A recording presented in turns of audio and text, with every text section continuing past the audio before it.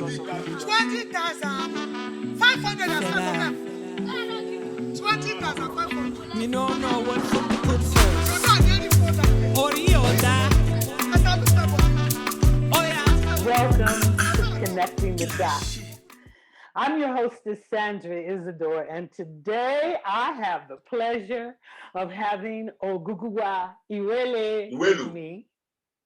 Oh, excuse me. See, that's why he's here. It's Iwelu. Iwelu, yes. Okay. And you know, I am African born of America. I am ADOS. Okay. So I've been trying to connect my dots with Africa, I would say from the age of 6 or when I first came into awareness or some form of awareness. So, Ogugua, welcome to Connecting the Dots. And I'm so excited to be speaking with you today because a few days ago, you had to correct me and I didn't comprehend. So you had to teach me. So I love learning and I love connecting with our cultures. And I say our because I know I'm from the motherland, but my ancestry was raped from Africa. Yeah. And so I want to connect those dots with you to share how our simple differences, because everyone welcome Ogugua Iwelu. Thank you. Okay. So I'm going to tell them what happened.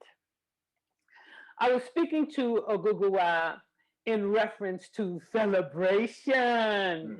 So it's coming to be that time again where we want to honor a legacy, and that legacy is Fela Anikulapo Kuti. Correct. And we want to do it here in LA, in Leimert Park, where we have our 2 blocks of blackness, the little bit of black culture that we have here that's left. So there's, in speaking to Ogugua, I was describing to him how a friend, well, not a friend, and a wonderful musician was coming to LA. He was going to come, we're going to fly him in, to possibly do this show. And of course, I love that East Coast band. I'm not going to call their name, but I love that East Coast band because when I close my eyes, it's like I'm listening to Fela play himself. And this year, we would like to honor him here again in America because I've also noticed how we are being disenfranchised on every level. And we're being disenfranchised because we allow it. But my generation was the generation of fighters, the Panthers, the Fellas, the Shekatores, and before that it was Kwame Nkrumah. And don't forget Patrice Lumumba. These are our people who were fighting for us. And when I look at Africa today, especially Nigeria, it brings a great deal of pain to me. And I posted the other day, just the truth, not something I made up. A Frenchman once told me that Nigeria would make me feel ashamed. And you know something? I want to know, how is it that a nation with the greatest scholars and the most educated people, inventors, scientists, a continent, and on that continent you have this pearl in the back of the head, Nigeria. How is it that Nigeria is in the state she's in today? How did that happen? With so much information that was given. And I know Fela tried. Nigeria arrested him over 200 times trying to wake people up. So today, I want to speak with my brother, Ogugua. Ogugua, please tell us about yourself. Tell your listeners, my listeners, our listeners, tell them about yourself. Okay, it's a pleasure. By the way, I miss LA. I used to live out in LA too for a minute. But now I'm in Chicago. So this is my simple journey. I was born and raised in Lagos, in the vicinity where you used to come and see Fela from the original. I was maybe like 2 or 3 blocks from where Fela lived at. Mm-hmm. And my parents originally came from the Midwest, then Midwest, called Delta now. They come from a town called Ogwashuku. But I was born and raised in Lagos. I don't know about that. I don't know that place like that. I know where it is. I've been there, but that wasn't my fundamental background. So I'm a Lagos guy. Yeah, wait a minute. Let me put it like this. You're a real Lagos boy. Oh, straight up. You're a real Lagos boy, urbanized all the way. Yeah, man. Like they say in Jamaica, I'm a yard man from Lagos, man. Okay, but you know what? Speaking to you, I know your yard ain't that deep because you ain't mentioned the village, okay? You ain't mentioned no village. So I'm Lagos, yeah. I grew up in the area called Jibo. Jibu, Yeah, okay. Jibo is as soon as you cross. Okay, when his house got burnt down, that place, the crossroad where he stayed at, that's Jibo. I was born right behind that building. Okay, well that building, for those that don't know, was 14A Agege Motor Road. Correct. That was Fela's the house. family. That was the family compound. Yeah. Mm-hmm. And from the time that I first went to Nigeria, that was the family compound. Correct. And then that's and the only time that was not the family compound was when they burned his house down. I think that was in 77. Right, just around Festac. Yeah, but it was right after Festac because the Nigerians didn't show the world, or they didn't want the international people to know how backwards and how barbaric they were on their way to being. I don't understand that. That, to me, that Festac was the beginning of the end. Fella boycotted it too. But all the different international people came to his club in Surulere. The first club that I ever played in Nigeria was in Yaba at Afro Spot. That was a club. Yeah. Mm-hmm. Yeah. No, not Kakadu. Kakadu was that was on the island. Kakadu was Remy Kabaka's family's a jazz club, and then at that time, fellow took me to. You're talking about Alagomeji. I don't know. Yeah, I don't know that. Yeah, on Abamakoli. Yeah, that side. Yeah. That side. I used to come out there. Mm-hmm. Yeah, I don't, see, I'm not good with the names, but I know the places. That's what was so wonderful about having Shegun Oyekunle as my co-author on Fela and Me, because he was able to do what you just did, properly identify. Right. Now, what I wanted to bring to my listeners today on connecting these dots was that conversation that we were having. Yeah. And I was telling you who I wanted as a performer. And I said, he's Nigerian and he's Yoruba. And you corrected me there. Yeah, well, he was born in Benin. They have some Yoruba affinity, but Benin City is in the Edo State, but the only reason why I mentioned that was not to to defer his uniqueness of ethnicity. Nigeria, but because you mentioned Yoruba, so you want more Right. specificity. So I have to put Right. context to it.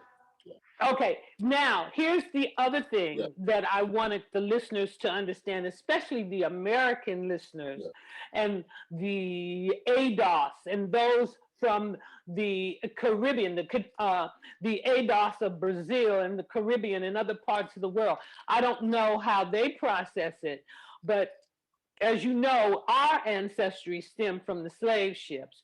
So they put us all together. So once we were all put together, we had to identify as one. Correct. And in my mind, I don't make those separations. Correct. And this is where you taught me. You know, this is where I learned from you something else about the culture. And even, you know, I mean, it seems small to me, but it's major because there was the Yoruba nation and there's also the Benin Empire. Yeah. That, you know, that I studied about in our story, that I found out it was the Benin Empire that basically brought knowledge to the Egyptians, you know? Right. And then, of course, the Egyptians gave it to the European world. And there is when all the different thieveries and all the different things happen. But this is how all of this, how I really wanted to speak to you today so you can clarify to others like you clarified to me. Right. And you know, maybe you can break down because I don't really understand the tribalism, you know, and like what's happening in Nigeria now. When, you know, fellow was very much a Pan-Africanist when he came, because that's the man I greeted. And had he been of a separatist mind, which I know you're not of a separatist mind, you just like to clarify. But I find that in Africa, especially, I can only speak on Nigeria. Right. There's this clandestine type of mentality. Tell me about that. Well, you know, I think the best way to decipher your question is on multiple facets. First, I think what I heard you ask was, why is Nigeria in the peril position it is today, and what is the role of tribalism to that? Mm. The easiest way I can answer the first question would be, or the first statement would be, that any conglomerate or any building, a building's solidity depends on the foundation. Okay. You cannot use a one-story foundation for a 100-story building. It will crumble. So what they've done with Nigeria is the foundation was quite shaky. The sincerity wasn't there. You know, a lot of people were doing things for their own interests. And the main guys who are the main beneficiaries, they wanted to work that way. Because the more you divide people, the easier it is for you to rule them. Because they're weak. Okay. Okay. So then that divisiveness stemmed when I think it was, is it the European Union? Was it the European Union? It was Britain in particular. When you talk about Nigeria, it was Britain. Okay, I know the British, the French, the Portuguese, and the Belgium. You know, they all. Everybody, even America had its own part there. Everybody. Well, America was a late comer to the show. Well, you know, for them, Africa was a small piece of action. But remember how this whole thing started. It was the scramble and petition of Africa that Bismarck, he was then the German chancellor, I think in 18-something, when he invited all the nations, these white nations, and said, why are you fighting when we have a big piece of cake? with these African people. Let's go in there and divide the cake, and everybody runs the place, so we can get our natural resources, which also included, human beings. So in dividing, that's the genesis of the European influence in division and polarization, and also reinforcing the act of tribalism. When they divided, in the claims that they created, they used that to now make the people weaker and then easier to control. Right. Divide and conquer. Correct. And that divisiveness is still happening today. It's in the fundamental. It's in the foundation. Okay, so there was something, I wanted to say, and what I wanted to say was this, and a lot of people are appalled when I say this, but when I look at the state of Africa today, and especially Nigeria, I have to say I am thankful. Although my ancestors suffered, I'm thankful that they were on that ship, because had they not been on that ship, I don't think I would see as clearly as I'm seeing Nigeria today, and how, it pains me to see how we self-destruct. Well, I think I understand where you're coming from, but it's always very easy, and it's always better, and you are more objective when you look from the outside. True. Because the way I see America, the average African American doesn't see it like that. Okay. For them, when I talk to them, they say, wow, you seem to make it very simple. It's because I'm a little more objective. I'm looking from the outside. It's like looking at this item now. It's easier if I'm looking from here than if I'm inside. Right. So that is what it is. So you're able to see Nigeria looking from the outside. But either way, either or, irrespective of how bad that situation is, there has to be, like I said to people, even with COVID, for instance, and I don't want to go too far into it. I just want to use it as a little. I always say, right. If things are so bad, there's always a good to it. Thank you. I see that too. Yeah. So the enslavement of the African, however painful or difficult it is, coming to America, it plays a good role, because now we are part of the people that enslaved us, because our people are here in proxy. So that means Africa is here in proxy. Yes. And if we're not inside the game, we can't play the game. Thank you. And that's why when people talk about Obama, like, oh, he doesn't do, I say, listen, just the fact that he was able to rise to that position, it's like the pendulum of the African American struggle. It meant that we had arrived to able to come to the top of the pendulum. That means that we have arrived. That means we have to recognize. So when you see Black Lives Matter, I tell them, look, nothing happens in a vacuum. These things are happening. It's a build-up of the successes before you. So, and that's a part that I also want a lot of Black people to be very cautious of. We need to be a little more humble. Hey. We need humbleness. A lot of times people act like they whatever they're doing. Nah, you're getting twisted. Let me tell you. Yeah. I can speak on that, because it just so happens that my husband is in the entertainment industry, and he has the opportunity to work with a lot of the A-list, even on the political level. He's done gigs on the political level too. So through him, I have seen that thing that you talk about, where there's no humbleness. Yeah. Or, as I'd like to say with my sister-in-law, they have no humility. they have this arrogance about them because of material. They look at material wealth. Right.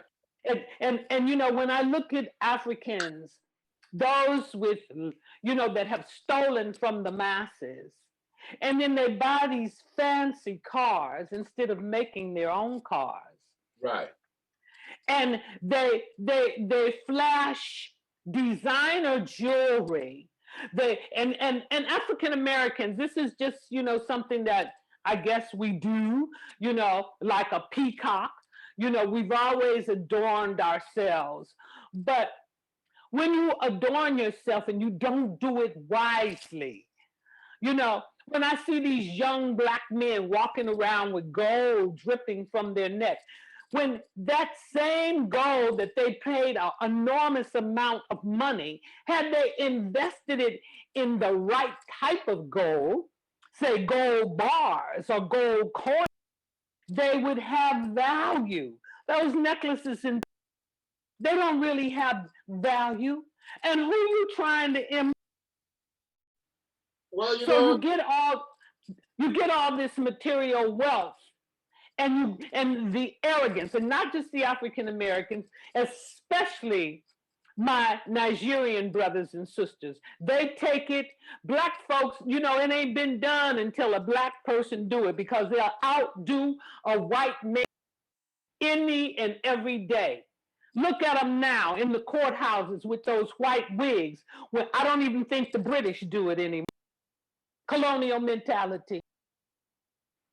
Well, you know, a lot of that is also is the Besides element of arrogance, insecurity. besides of, Yes, is the main platform, but a lot of it is an expression of insecurity. If you're a secure person, you don't need gold on your body to get respected. Your intellect is your best respect. yeah, but we So, have, here in America, we got homegrown stupidity. I want to get back to, you know, what fella was saying about let music be the weapon, and he tried to bring awareness through music. Well, America took it and ran with it. They used music as a weapon to dummy down our people. Look what's happening in Chirac, where you are. Black people killing black people. And where is the BLM? Has the BLM marched there? you know, I think again it goes back to the foundation. Ah, You know, I have a little bit of relationship with the Operation Push, with this Reverend Jackson's organization. And one of the issues I've been having around there is just trying to let them understand that it's time to use Reverend Jackson's legacy as he's winding down to build a think tank to address issues. We are addressing issues by emotion, not pragmatism. See, when you look at the Caucasian, you know, or the Eurocentric, whatever, you know, enclave, mm-hmm. they bring all these kids from Harvard and Yale and stuff like that. They are the think tank base. We need think tanks so we can process and write policies and directives to change. Okay, but then what happens when the think tank start thinking like the Nigerian government? What can I do? I'm gonna. Let me address that quickly. Let me address that for you. So the think tank, the job of the think tank is to do deliberation and write and give us reports. The reports will not be analyzed. That's why you have, like, when you see like financial, investment banking, they tell you that they have analytics who analyze, you know, the proposals that they're working on. All the think tanks have to do is to bring ideas to bear, and then the ideas get processed before, you know, before procurement or activation. So they are not, because they are think tank, doesn't mean everything they write is on stone. It just gives us something that has been put together to be checked out. And then from there comes policies. If they give us 100 pieces of advice, maybe 10 is used. So the remaining 90 is kept somewhere. So that's what they have to do, to come up with clear ideas. Look at what other people have done that's worked and bring it to us. Okay, well, Ogugua, what has the branch in the eye of the Nigerians, not the Nigerian government, because I speak, look at you. You are a Nigerian and you think, it's not so much number one, the humility, being humble and being able to give. You don't come with that arrogance that I've seen in so many, and different people come from different experience. A lot of them, when they talk to you, their fundamentals are based on some religious ideology, be it Islamic. Like Fela would tell you that the Christians think like Europeans, while the Muslims think like Arabs. So those ideologies are driving them. For me, I'm driven by humanity. Thank you. And not to say that I am not a spiritual person. I'm a spiritual person. I am definitely not a religious person. Mm-hmm. I refuse. Now that my eyes are open and I'm no more caught up in the BBC, mm-hmm. I can clearly see how religion has dummied down. And do you know, it goes all the way back. I remember when I look at his story, I see all the fighting and everything. When I went to the Vatican and I saw his story inside the Vatican, and I saw how they had stolen and plundered from Africa, from India, and then used the African people and scattered them throughout the world. But one thing I can say, Nigerians are everywhere. They are everywhere. I don't think they almost come like the Chinese. But see, the Chinese are very smart people, and a lot of people don't realize, you can't have prejudice against the Chinese. No, because they've dealt with that. They went through a lot of pain. For a long time, the Chinese were the bottom of the Asian community. They were first of all laid down with opium, and then at one time the Japanese were watching over the Chinese.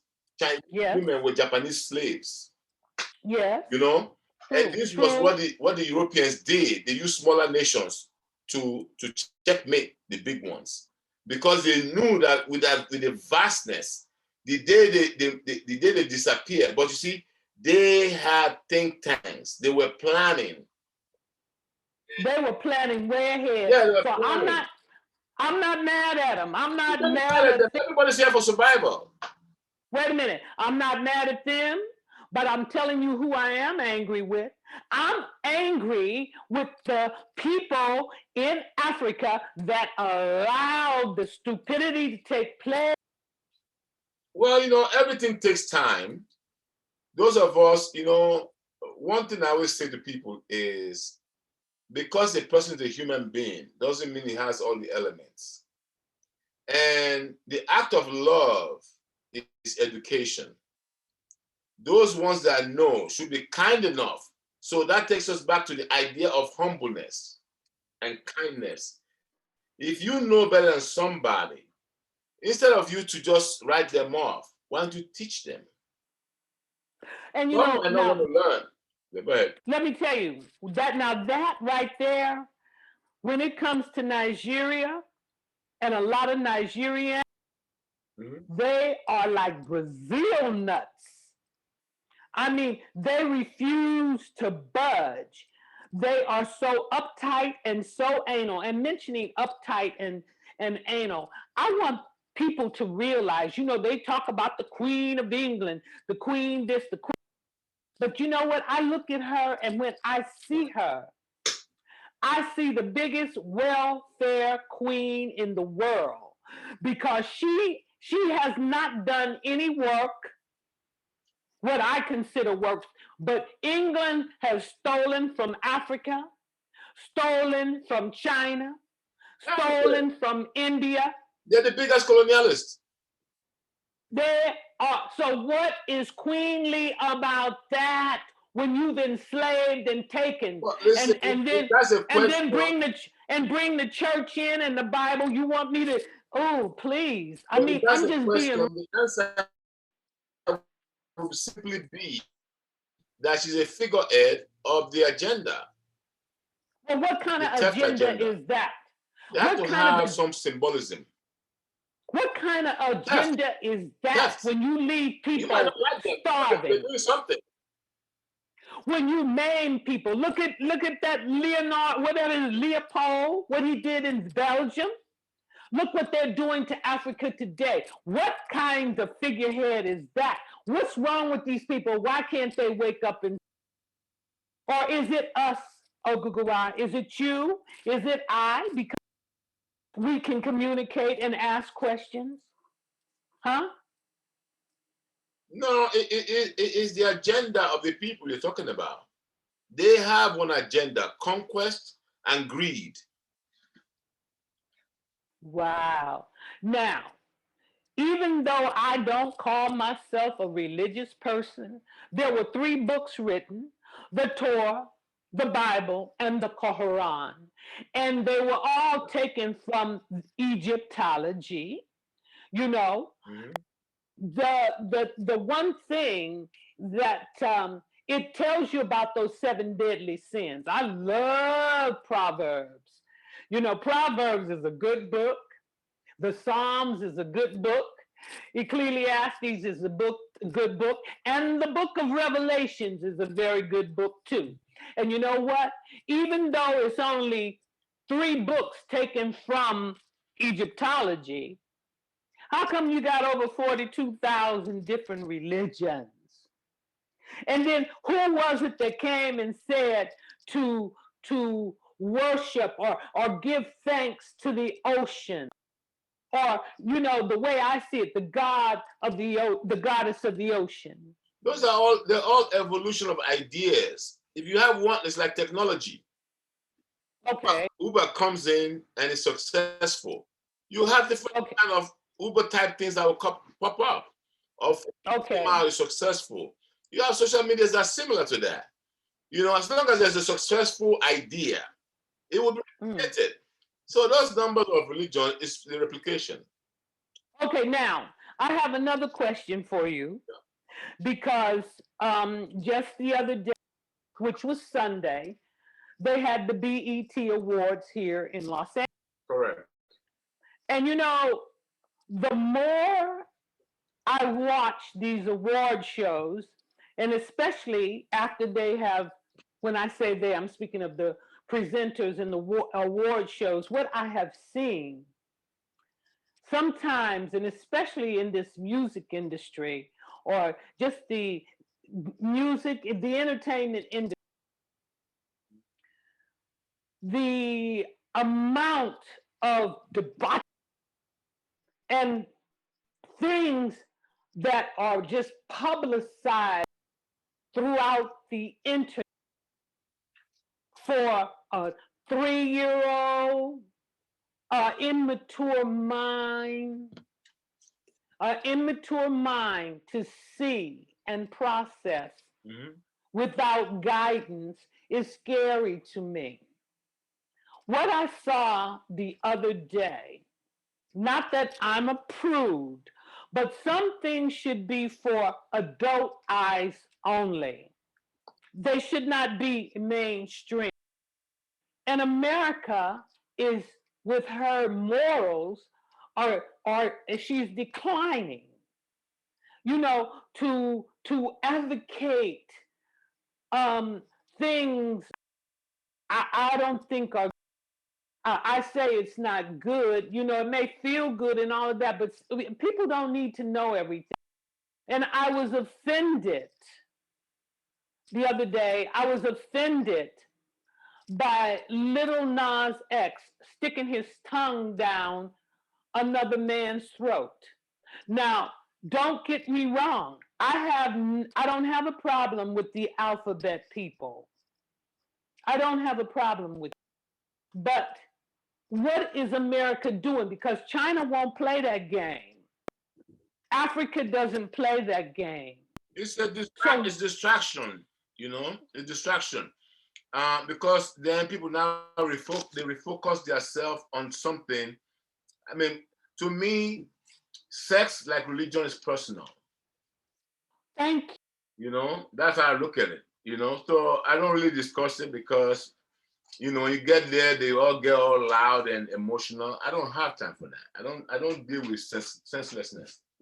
But Your why religion is why your can't business. Your sex is your business. I'm not interested in you being gay or heterosexual or whatever. And don't ask me if I am. you know? I mean, why can't we accept people for who they are? But some things I feel as though is going overboard. You know, I just think. I mean, how low do you go for attention? What is your price? Is that not part of the seven deadly sins? Well, I think it's about if we start to let people talk about context and be more clarified and let us know where everything belongs. Certain things, like I said now, I'm not interested in anybody's sexuality. So if you bring it to me in public, I'm not going to pay attention to it. You know, I was speaking to some young ladies the other day, and I'm like, you know what? I don't discuss sex. I engage in sex, but I don't discuss it. It's personal. That's nobody's business. Yeah, that's the way I look at it, and that's how I handle it. Okay, but what I'm saying is that's how you handle it. Yeah. But when you present yourself sexually in a way that everyone could see it, is that a good?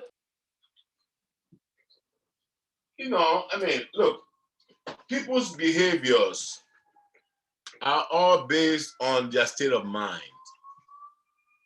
You know, a lot of people they espouse their sexuality because they don't know anything else to discuss.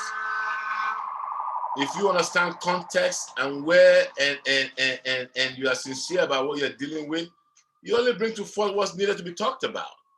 Because personally, if you bring all kind of crap or stuff that's irrelevant, I don't deal with that. But I don't see, discuss this is what what I'm. everybody's doing. If I saw anything that's not, you know, I'm not judging that, but you can't force me to be a part of the discussion. Ogugua, this is what they're doing to the masses. It's like programming to say this is okay. Yeah, but that's It's their platform. Maybe we need to create our own platform. But okay, when all the times in our story, Yeah. when we've tried to create our own platform, like Black Wall Street, like Jones Beach, and like so many other places in America, as we start to rise and create our own, it's destroyed. If it's not destroyed, it's copied, claimed as their own. Our story becomes his story. Well, all that I think also has to do with foundation. You see, wife. Okay, let's talk about Tosa, for instance. Yes. White folks can relate to that or want to change the narrative because it looks like what they do. I'm sorry. African Repeat people have to start designing things that are original. Excuse me, back. Yeah. Do you know most of the inventions and designs were originally out, but we could not We could not claim them because we were suppressed. Of course. We were enslaved in America. That's what happened to the ADOS here in America, the Caribbean, and around the world. Right. But then Africa today is willingly given. Well, okay, I mean, I can't comprehensively give you an answer because there are many elements to that scenario. But I will tell you that to the best of my knowledge, you have to take a look at what Marcus Garvey was describing. What he was describing was that our originality, if we bring it into our own space, it becomes safer. Mm. Oh, okay. Sorry. Let me just add one last point to that. My fundamental position is clear, like Mandela would say. Africa is until African Americans are part of Africa. African Americans are not going anywhere. I say Africa is not going to reach its the height it deserves to go until African Americans are part of it. The same thing applies for African Americans. So those two groups must come together. Like that. We're going to be parabolating and we'll never get anywhere. And you know what? That's what Fela, when he came to America. Yeah. These are the things that we shared. You know, I shared with him. Yeah. Because I thought Fela would be teaching me. I didn't realize that I would be the teacher unknowingly. Yeah. But I was so happy to be able to touch Africa and to identify with Africa. And then, you know, to have a Frenchman tell me that Africa, especially Nigeria, would make me feel ashamed. I never thought that would happen. He's an idiot. Is his arrogance is expressed in there? What is shame there? Look, something that has a problem, if something is sick, you will see the symptoms. What you are seeing is symptoms. If you really believe and love Africa, you just like what you are doing right now, you do your part to spread the information. Even if it's one person that gets something out of it, that one person can possibly influence 1 million people, which is what happened. There was only one fella that influenced, and now fella now influenced everybody else. So that's you. Keep moving. So don't worry about it. This is what we're talking about. So why don't he tell you about what French owe Africa to give back? Well, let me. And already the French already said it themselves. Without Africa, without their even till today. Thank you. But see, until the Black man recognizes that we are one, we will continuously have these problems. My fella sang that. That's what Perambulator is about. The song Perambulator. And mentioning Ogugua, you and I both shared two situations here in the United Snakes, and I say the United Snakes because the truth was not told. Correct. You remember we were at the award show, the Tony Award show on Broadway, and we saw that live. Yeah. And then just recently, the Rock and Roll Hall of Shame, we saw that. Well, we answered that already. No, but it's time to have our own. Yes, but we haven't talked about it, so others can hear it. Ogugua, if we don't talk about it, other people will not. So that's why I'm saying on connecting the dots. These dots need to be connected so people will start opening their eyes. That's all. Yeah, we gotta open up. We gotta create our own. Enough of trying to be. That's why I talk about the originality. Our own, no matter how small it is, our own can go a long way, and it's authentic, and it will last longer. But we must come together. We already said that. Yes. So, Ogugua, I want to thank you for spending this time with me on connecting, My pleasure. helping me to grow and know that we are not alone. We are not alone, my brother. Clearly. You know, we are not Stay alone. strong. No wala. We are working. Thank you.